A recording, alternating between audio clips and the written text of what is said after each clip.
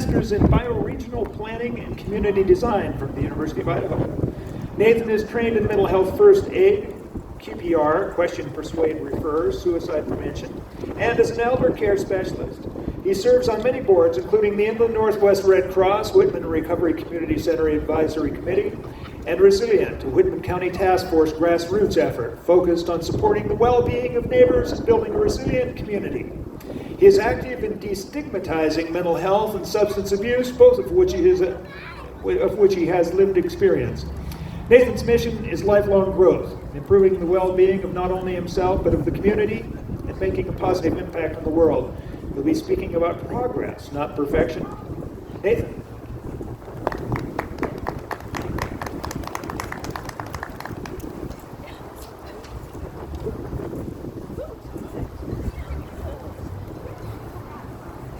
Two steps forward, one step back isn't failure. It's a dance called the cha-cha. That's from Pullman City Council member Pat Wright, who told that to me when I was facing a very dark time. It helped me to last one more day. Several years ago, I shared some of my story battling depression, anxiety, and suicide, but not about my struggles with addiction. These subjects are still difficult to share, but if I've survived to this point, I feel it's important for me to continue to destigmatize these topics. Mental health challenges have been a constant companion of mine. In addition, when I was younger, I was bullied for being overweight, and in high school struggled with anorexia, and college with what's called bigorexia. I didn't touch alcohol or drugs, but when I hit college, I felt it was a rite of passage, and quickly found that some of my troubling issues were eased. There was no sadness or anxious negativity, only exhilaration of happiness, or at least an internal silence. I hope you can understand that for me, the challenges I faced had lasted over a decade, and I tried several medications. It made it even more difficult that I also suffer from seizures, which began at 16 after I survived a truck rollover. Diving into self-medication, using alcohol and pot, eventually led to an increase in anxiety and depression. But I wasn't self-aware enough to understand the connection. By this time, I had alienated myself, despite friends and family trying to provide support.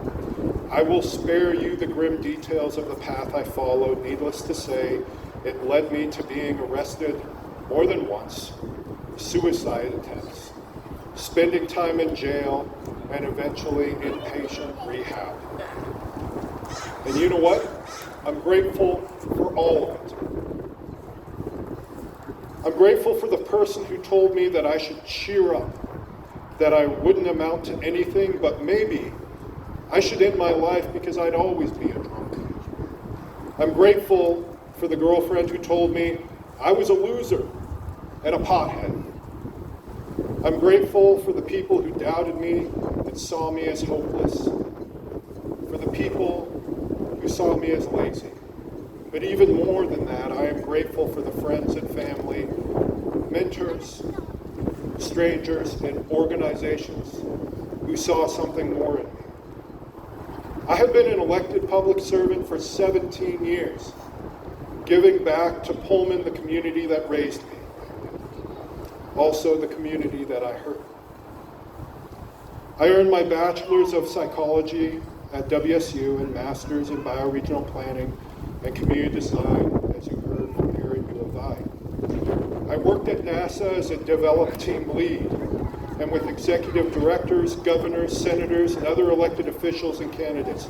I've worked in Netherlands, built houses, volunteered at orphanages, and handed out food in Nogales, Mexico. Traveled the 48 continental states, Europe, and Australia.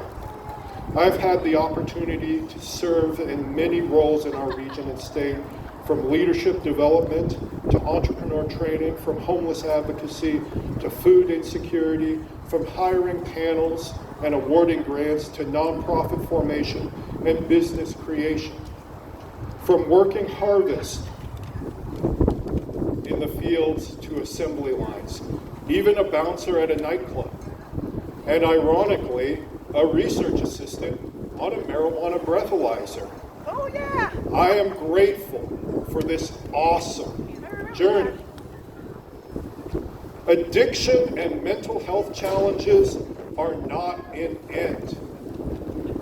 It can be a new beginning, a redefinition of self. You can rise out of the ash of the past. The black mark that many of us feel can become a badge of courage, showing that you struggled through unimaginable trials and have become stronger. Those same police that arrested me when I was younger became important, trusted, and respected advisors in many projects that I began focusing on, such as homelessness, mental health, and addiction support. I've spoken to groups and individuals and organizations for a long time about these challenges. I don't like to see them as problems, because words have power and become beliefs which impacts your reality. It ultimately makes it even more difficult to redefine our futures when labels chain us to the past. If we decide to see these as challenges, as experiences that we can learn from, that we can grow through what we go through, then it can become empowering. But we must choose to do that. Sometimes we need to sit in the fire, introspect, or embrace the pain. Feel the thoughts burn and realize they will pass. Don't feed them with emotions. Just know they are not truth, just opinion. And learn what we can control and what we can't, where we can learn and grow. I don't want to minimize or make believe that it's easy or that one day it will just end. It is a constant battle, but one worth fighting. I have relapsed over the years.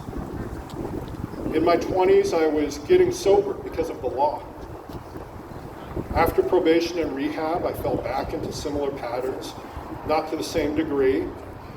In my 30s, I became sober curious.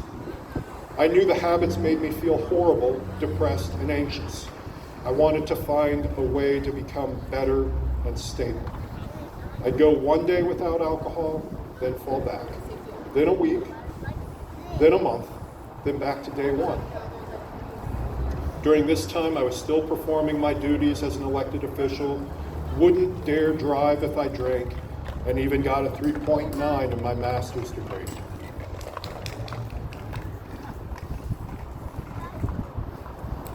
I don't know what changed for me,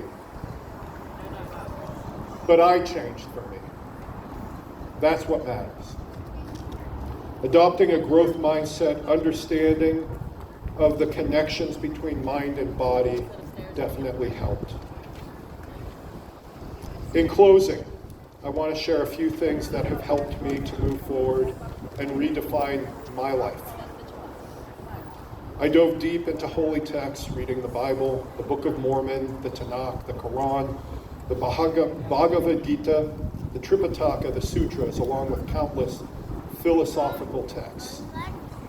Everything from Marcus Aurelius to Nietzsche. I take classes on neuroscience, trauma, physiology, and many other subjects to understand triggers, to know myself and improve my life. I meditate and exercise daily, practice breath work and introspection. I think about what I am grateful for nightly, even if it's just one more day. I eat relatively healthy, despite my ever-present addiction to sweets. These days, my focus is on growing in mind, body, and spirit. I'm still figuring all of this out.